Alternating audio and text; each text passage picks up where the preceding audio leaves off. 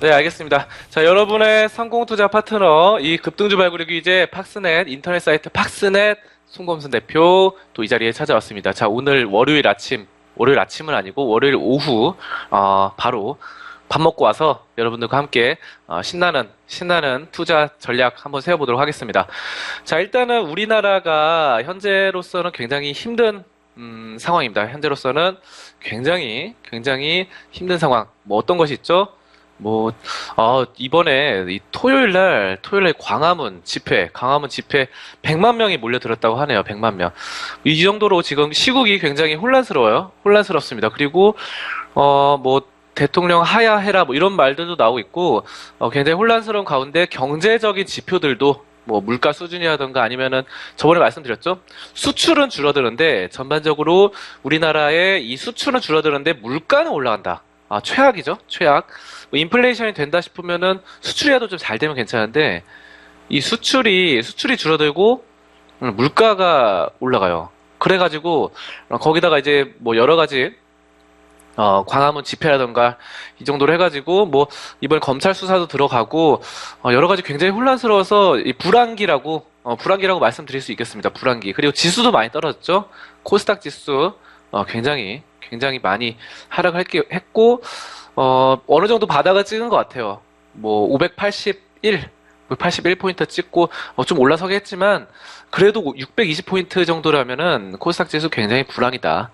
또 700까지는 좀 올라가줘야지 이제 이렇게 좀 우리가 어깨 좀 피고 이렇게 주식한다고 좀 자랑도 할 수 있고 그런 상황이 되겠죠. 자, 아무튼 불황기입니다, 여러분. 뭐 이렇게 인생사가 다 그렇듯이 이제 모든 일이 한 번에 쉽게 되는 일이 없어요. 그래서 최근에 이 혼돈으로 치닫고 있는 전국 또 뭐 트럼프 대통령 당선되고 해서 엄청나게 떨어졌기도 했죠. 자, 그런 것들 이런 것들로 인해서 많은 이들이 이 주식시장, 금융시장에 패닉이 닥쳐왔습니다. 절망에 빠지고 뭔가 이렇게 광화문 집회하면서 대통령 하야해라 이런 말들이 계속 나오고 있어서 어떻게 보면은 이제 정부의 힘이 좀 별로 완전히 없는 상태죠. 지지율도 5%고 그래서 거의 좀 심하게 말씀드리자면은 무정부 상태와 비슷한 그런 상태, 약간 무서운 상황이죠. 그래서 경제 활동이 많이 이렇게 정지되어 있는 그런 상황입니다. 그래서 하지만 우리가 우려하는 것만큼 상황이 나쁜 것은 아니면은 일상은 계속 반복돼요. 여러분들 뭐 광화문 집회를 해도 여러분들이 아침에 출근하고 또 이 TV를 보고 또 주식 투자하는데 아무 이상이 없죠. 자, 그래서 경제도 사실상 변화 없이 최선의 방향으로 흘러가기 위해서 모두들 노력을 하고 있습니다.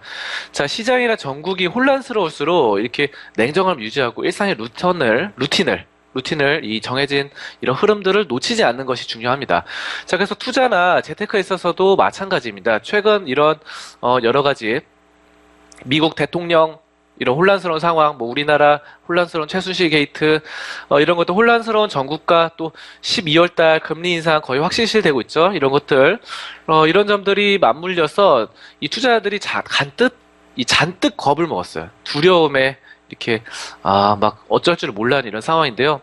하지만 이 투자 시장의 세계는 계속 돌아가고 있고 투자의 기회는 오히려 더 늘어나고 있는 그런 상황입니다. 그래서 우리가 이렇게 남들이 공포심에 휩싸일 때 오히려 이것을 기회 삼아서 과감하게 들어가자라는 것입니다. 자, 이런 것들을 사실상 너무 잘 알고 있는 사람들이 부자들이 되겠죠. 그래서 과거 금융위기나 이 전국에 혼란이 있을 때마다 바로 매수의 기회로 삼는다는 것. 이런 사람들이 이 기회를 잡고 인생을 바꿔 나가는 그런 막대한 부를 불려 나가는 그런 기회로 삼았습니다. 하지만 반면에 그렇지 못한 대다수는 현상에만 집중을 하다가 수많은 기회를 날리고 또 남들처럼 어려운 경제 상황이 지나가기만을 바라보면서 주가가 다 올라간 다음에야 그때서야 이제 들어가게 되는 거죠.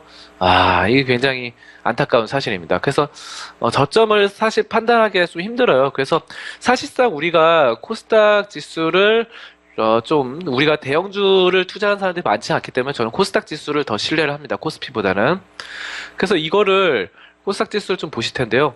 코스닥 지수를 좀 보시겠습니다. 코스닥 업종, 코스닥 종합. 자, 보시면은 여기서 멈춰 있는데 박스권이 되다가 거의 뭐 바닥권이죠. 바닥권인데다가 지금 상황이 주봉상인데 일봉으로 고치겠습니다. 일봉. 일봉으로 좀 보시면은 바닥에서 여기서 이제 맴돌고 있는 상황이에요. 여기서 바닥을 다지고 있다. 자, 이런 시점이면은 사실상 여기 저점 박스권, 저점 하단권을 유지하고 있기 때문에 올라서 가능성이 커요. 자, 이런 것들을 부자라면은 체크를 하시고 과감히 들어갈 수 있어야 됩니다. 자, 이것이 바로 투자 고수와 또 투자 부자들의 바로 방법이고, 또 투자 하수들은 지금 못 들어간다는 거예요. 겁이 많아가지고. 굉장히 또 기간 조정도 받았죠. 3개월 동안. 3개월 동안 많이 떨어졌으니까. 8월 달부터 지금 8, 9, 10, 뭐 11일 초반까지 계속해서 무서운 시장들이 계속되고 있어서 다 겁에 잔뜩 먹어 있는 거예요, 지금. 그래서 이 재테크도 다양한 경험을 통해서 자라는 이들을 많이 보게 되는데요. 하지만 항상 성공하기란 사실 쉽지가 않아요. 그래서 뭐 최근에 한진해운 있죠. 한진해운 법정관리 들어갔는데 이 한진해운 채권에 투자를 했는데 어떻게 해야 되냐. 뭐 이런 사람들도 있고 이분 같은 경우는 그동안 집을 사고 팔면서 몇 천의 차익을 얻어서 나름 투자에 자신을 가지고 있었고 또 이런 몇 가지 투자를 뭐 나름대로 자연스럽게 좋게 잘 진행을 하고 있었던 터였습니다. 자, 그런데 지인이 이제 3개월에 9% 이자를 준다면서 이 한진해운 이 회사채에 몇 달 전에 3억을 투자하면서 권유를 받아서 4천만 원. 4천만 원 정도 투자를 했다고 합니다. 자, 여러분도 알다시피 이 한진해운은 청산 절차를 밟고 있어요. 그래서 과거 대우 채권, 이 사태를 기억하고 있는 분들은 곧 이 채권이 휴지가 될 것이라는 것을 알고 있을 거예요. 그러면서 이분 같은 경우도 그동안 나름 잘 해와면서 하면서 얻었던 이 투자 수익을 한 방에 다 날리게 될 처지에 놓이게 된 것입니다. 그래서 사실상 한진해운 법정관리 들어가기 뭐 이런 상황에서 채권을 이자율을 높게 줘요. 이자율. 자, 뭐 아까 전에 말씀드렸다시피 9%라면은 굉장하죠. 9% 이자. 요즘 한국은행 기준금리가 몇 프로입니까? 1.25%. 근데 9%. 그렇습니다. 그래서 근데 이게 지금 한진해운이 만약에 지금 같은 길을 걷게 되면은 수익을 다 날릴 수도 있다라는 것이죠. 자, 아무튼 뭐 이렇게 성급하게 결론을 내리면 안 됩니다. 그래서 채권 같은 경우는 여러분들 채권도 생각하시는 분들 많아요. 사실상 주식과 채권의 비중을 동등하게 둬라. 이런 투자 방법도 있거든요. 근데 채권 같은 경우는 불안기에는 투자하지 않는 게 좋겠습니다. 자, 그래서 불경기에 고금리 회사채가 나오는 경우는 있는데 이런 경우라면은 회사가 자금 압박을 받고 있다라는 거예요. 그래서 저번에도 또 말씀드렸는데 회사채는 불경기 때 이제 회사가 힘들어질 때 자금을 조달하기 위해서 이제 발행을 하잖아요, 회사채. 근데 고금리를 발행합니다. 근데 재무 구조를 꼼꼼히 살펴봐야 돼요. 재무 구조가 안 좋은 회사채를 선뜻 딱 잡아버리면은 굉장히 힘든 상황에 놓여질 수 있습니다. 그래서 과거에 대우 있죠, 대우가 그때 김우중 지 사태 해가지고 굉장히 안 좋았고 동양 채권도 그래요. 동양도 그때 굉장히 구조조정 들어가고 뭐 동양 증권을 또 유안타 증권으로 매각하고 이러면서 안 좋았잖아요. 그리고 저축은행 후순위채 이런 것들 사태가 좋은 예가 될 수 있어요. 그래서 다들 이 법정 관리 들어서고 기업 자체가 부채 비율이 너무 많아지면서 자본이 잠식되는 그런 상황에서 채권을 발행해야 되는데 이런 것도 모르고 그냥 덥석 이자를 많이 주니까 잡는다 이런 거는 굉장히 안 좋은 거예요. 그래서 사실상 뭐 투자의 대가들도 워렌 버핏이나 이런 사람들도 이 주식과 채권의 비중을 어느 정도 조절을 해요. 그래서 주식시장이 고점에 놓였을 때는 채권 비중을 많이 두고 비중을 줄이고 또 주식시장이 저점이면 주식의 비중을 늘리고 채권의 비중을 줄입니다. 그래서 저번에도 말씀드렸던 그 현명한 투자자의 그 벤저민 그레이엄 같은 경우는 이런 말을 했는데 주식과 채권을 50대 50으로 두고 이것을 시장이 아주 좋을 때 주식시장이 아주 좋을 때는 주식의 비중을 25%까지 줄이고 채권의 비중을 75%로 만들고 또 주식시장이 안 좋을 때는 채권의 비중을 25로 줄이고 주식에다 75로 만들자. 75%. 뭐 이런 말을 했어요. 그래서 이런 시장의 채권과 비중이 굉장히 또 중요합니다. 실제로 펀드 매니저들이나 주식을 담당하는 이렇게 굴리는 사람들은 다 채권을 어느 정도 활용해요. 그래서 우리가 채권을 사용할 수 있는데 너무 불안개 고금리 회사채는 좀 안 좋다라는 것이죠. 이것에 대해서 좀 말씀드리고자 하고요. 이처럼 그래서 투자는 시장의 흐름과 여러 가지 변수에 따라서 시시각각 상황이 변하게 되는 경우가 허다합니다. 정말 유망한 투자처처럼 보여도 이 관련 법안이 바뀌거나 또 시장의 변수들로 인해서 기대만큼의 성과를 만들어내지 못하는 경우가 많아요. 그래서 따라서 원칙을 지키면서 투자를 한다면은 실패보다는 이 투자에 성공할 확률이 더 높아집니다. 자, 그래서 아까 전에 채권 비중을 어느 정도 주식 대비해서 유지하는 것은 좋습니다. 하지만 고금리의 회사채를 재무 구조를 보지 않고 덥석 문다. 뭐 동양그룹 채권이라던가 대우채권, 그다음 저축은행 후순위채, 아주 그런 경우 무슨 저축은행도 다 나름이죠. 저축은행도 굉장히 잘 돌아간 저축은행이 있고, 그런, 예전에 그때 뭐였죠? 제2금융권 망한 서브프라임 사태, 미국의 그런 사태 같은 경우는, 저축은행들이 우죽순으로 많이 도산되는 경우가 많거든요. 자, 그러니까 이런 거 조심하셔야 됩니다. 그런 데서 이제, 보통 은행 금융체들이 굉장히 채권 이자율이 높아요. 근데 이런 거 좀 조심하셔야 됩니다. 왜냐하면 은행이나 금융권들은 나름대로 우리들, 투자자가 아니라 이 예수금, 저축이나 예금이 다 부채로 쌓여요, 부채로. 그런 것들이 경기가 안 좋아지면 한순간에 몰락할 수 있거든요. 그래서 금융권에 대한 금융채는 굉장히 좀 조심하셔야겠다. 하지만 채권에 대한 투자는 어느 정도 유지를 해주는 게 좋습니다. 자, 그리고 또 말씀드릴 것이 이제 한 가지 투자 안에 올인하지 말라는 거예요. 그래서 투자의 수단이 이제 주식과 부동산 채권에서 시작해서 펀드, 선물, 옵션 뭐 다양하게 하고 있는데 뭐 안 하는 경우도 있겠지만 대부분 좀 다양하게 하는 경우가 있어요. 그래서 하지만 이 각 투자 수단별 고유 리스크가 있습니다. 그래서 그렇기 때문에 아무리 좋은 투자 아니라고 하더라도 이 한 가지에 올인하는 것은 별로 좋지가 않다라는 그런 점들을 말씀드리도록 하겠습니다. 자, 그래서 한 가지 올인하는 것은 리스크가 커지고 위험을 해지할 수 있는 선택의 폭이 좁아지죠. 그래서 서로 성격이 다른 이런 것들에 분산 투자를 하자. 그래서 이런 점들, 분산 투자라는 것들, 주식, 부동산, 채권, 펀드, 선물, 현금, 다양하게 가지자 이 말씀 드리겠고요.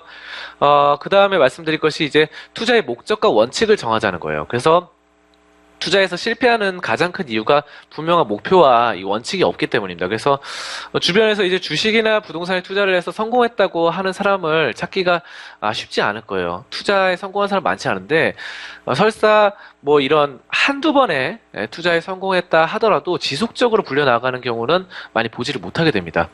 자, 왜 그럴까요? 투자의 목표가 분명하지 않기 때문입니다. 그래서 바로 예를 들어서 주식에 투자했을 경우 1,000만 원으로 1억을 만들었다. 라고 가정했을 때 무려 10배의 수익을 올린 것이 됩니다. 이렇게 되면은 투자에 자신감이 생기고 또 본인이 이 주식 투자에 재능이 있다라고 생각하게 돼서 투자 규모를 늘리고 또 주변 지인이나 이 대출 등을 활용하면서 무리한 투자에 나서게 돼요. 그래서 한두 번의 투자 실패로 그동안 번 것을 다 날리게 되는 투자 실패, 큰 손실을 보게 되는데요. 자, 이런 것들 명확한 투자 목적이나 원칙이 없기 때문입니다. 그래서 바로 원칙을 세우고 목표를 세우자라는 것들 말씀을 드리겠습니다. 자, 그래서 목표 금액을 정하고 또 비율을 정하고 투자 금액이 목표 금액에 도달하게 돼서 매도하고 이런 것들 또 분산 투자에 대한 이 원칙 이런 점들을 또 정확하게 지켜 나가시는 게 좋겠습니다. 자, 그 다음에 말씀드릴 것은 이제 시장을 믿고 기다릴 수 있는 용기를 갖고 투자 재원을 만들어 두자라는 건데요. 투자자들이 가장 흔히 범하게 되는 이 오류 같은 경우는 경기가 악화되고 시장이 불안해지면은 손해보고 있는 자산을 처분하고 경기가 회복돼서 주가가 오르고 이 부동산 가격이 오르게 되면은 비싼 돈을 주고 자산 취득에 열을 올린다라는 사실입니다. 왜냐하면은 이 경기가 안 좋을 때는 투자 손실을 우려하여서 손해보고 자산을 처분하고 또 경기가 좋아서 자산의 가치가 올라가면은 기존 투자에 이 손실로 인해서 투자 재원이 없어서 무리하게 대출을 받아서 주택을 구입하거나 주식시장에 뛰어들었다가 시장이 악화되면서 투자 손실에 바로 대출 부담까지 껴안게 되는 이런 이중고를 겪게 돼요. 그래서 우리가 부채 이거 좀 조심하자. 부채. 그렇다는 거고, 아무튼 부채 조심하자는 거고 투자 재원을 마련하자라는 것입니다. 그래서 바로 어떤 점이죠? 집을 담보로 대출 이런 것도 좀 조심하셔야 되고요. 우리가 굉장히 힘든 상황에서도 버틸 수 있는 어느 정도의 밑바탕, 여유 자금이 있어야 된다는 것입니다. 여유 자금은 뭐 집이 될 수도 있겠고, 아무튼 최후의 그런 보금자리가 필요하다는 거예요. 그래서, 예전에 어떤 사람은 그런 것을 했어요. 투자를 하면서 집 담보를 해서 투자를 하지 말라. 왜냐하면 집이란 것은 우리가 있는 가정의 한 중요한 것입니다. 그 중요한 건데 여기까지 무너지게 된다면은 나중에 주식 투자에 실패하게 돼서 집 담보로 대출을 했을 때 집까지 팔리고 나가게 되면은 모든 것이 없어집니다. 그렇기 때문에 최소한의 이런 우리가 마지막 마지노선을 지킬 수 있어야 된다. 그래서 집이나 아니면 최후의 가족들을 담보로 삼지 말자라는 점, 그런 점들 말씀드릴게요. 자, 그래서 여러분들, 이 산이 높으면 골이 깊은 것처럼 또 밀물이 있고 썰물이 있는 것처럼 투자 시장도 이 등락을 하게 되면서 발전을 해요. 그래서 투자에 성공한 이들이 갖고 있는 공통적인 생각이고 여러분들, 바로 바닥일 때, 많이 시장이 떨어져서 바닥일 때 버틸 수 있는 그런 용기가 필요합니다. 자, 그 다음에 투자 기회는 항상 다시 온다는 사실을 기억하면 됩니다. 주변에서 소위 대박이라고 하는 이 투자 기회를 접하게 되면 많은 투자자들이 마지막 기회라고 생각하고 올인을 하게 돼요. 하지만 과거에 이 무수했던 투자 기회를 보면은 그 다음에도 좋은 기회들이 또 다시 오거든요. 그렇기 때문에 많은 분들이 지금이 마치 투자가 끝나는 것처럼 모든 것들을 다 쏟아붓는데 이러지 말고 다음에 올 때까지 투자를 안 하고 쉬는 것도 필요합니다. 그래서 쉬는 것도 투자의 하나다. 현금을 보유하고 있자. 이런 점들도 기회를 가질 수 있어야 됩니다. 항상 우리가 주식을 매수하고 있어서는 안 돼요. 자, 그래서 그런 점들 기다리다 보면은 투자 기회가 다시 옵니다. 그래서, 그랬을 때 기회를 다시 잡으면 되는 것이고요. 투자를 잘하는 부자들의 경우 투자 기회가 왔을 때 기회를 잘 잡는 것이 있어요. 그래서 수많은 투자 경험을 통해서 시장을 읽는 눈을 가지고 있으면서 바로 이런 점들 빠르게 대처하는 것이 필요하다는 거죠. 그래서 최근처럼 시장이 좋지 못하면은 돈이 되는 이 불황형 투자처를 재빨리 선점하는 그런 모습들 부자들은 보이게 됩니다. 자, 스마트 머니라고 하죠. 스마트 머니. 이런 점들 잘 따라가는 게 중요하겠고요. 여러 가지 투자처가 있어요. 경매도 있고 FX, 외환, 거래, 뭐 대출 채권, 여러 가지 이런 점들 투자처가 있으니까 다양한 투자처, 또 금이라던가 은, 뭐 원자재, 석유, WTI 뭐 이런 거 있죠. 다양하게 있으니까 여러 가지 투자처에 바로 기회가 됐을 때 그때 들어갈 수 있어야 됩니다. 무조건 주식만 하는 것이 능사가 아닙니다. 주식만 하는 것이 좋은 것이 아니에요. 자, 그래서 지금 현재 상황은 전국이 혼란스럽고 시장 상황은 당분간 크게 나아지기 어려워져 보입니다. 그렇다면은 이런 시장 상황에서 다양한 투자 기회를 잡는 것이 중요해요. 그래서 금이라던가 아까 WTI 같은 경우 지금 유가 많이 떨어졌죠? 유가가 한때 50달러 선을 계속해서 유지하고 있다가 지금은 또 뭐 43달러까지 떨어졌어요. WTI가. 이렇게 유가가 또 많이 떨어졌을 때가 매수 기회가 될 수 있어요. 그래서 유가가 다시 올라갈 때 수익을 취득할 수 있는데 이런 경우라면은 뭐 있죠. 코덱스 시리즈, 뭐 타이거 시리즈 이렇게 해서 코덱스 유가 이런 것들 유가 선물 이런 것들 사용해서 바로 우리가 코덱스 기름에다가 코덱스 이런 것들 ETF를 통해서 투자를 할 수 있다라는 점 우리가 알아두시면 되겠습니다. 자, 그래서 다양한 투자 기회를 삼아야지 맨날 주식만 보고 불안기가 됐는데 주가는 계속 떨어져 있는데 주식만에 올인을 하시면 안 돼요. 그래서 우리가 다양한 해외 시장에도 보고 해외 시장은 잘 가고 우리나라는 주춤하다 그러면 우리나라 시장을 잠깐 쉬고 우리나라 추세가 돌아설 때까지 쉬고 해외 시장에 투자를 하고 또 금이라던가 이런 부분들이 유망해 보이면 금이라던가 외환 이런 데다가도 WTI 이런 것에다가도 투자를 할 수 있다라는 것입니다. 자, 이렇게 다양한 시각 볼 수 있다. 불황기 때는 우리가 다양하게 분산 투자로 다양하게 여러 가지 투자처를 보자라는 말씀을 드리면서 앞 시간 설명을 마치도록 하겠습니다. 자, 뒷시간에는 이 생생한 시장 분석과 함께 종목 상황 말씀드리도록 하겠습니다. 조금 있다가 다시 뵙도록 하겠습니다.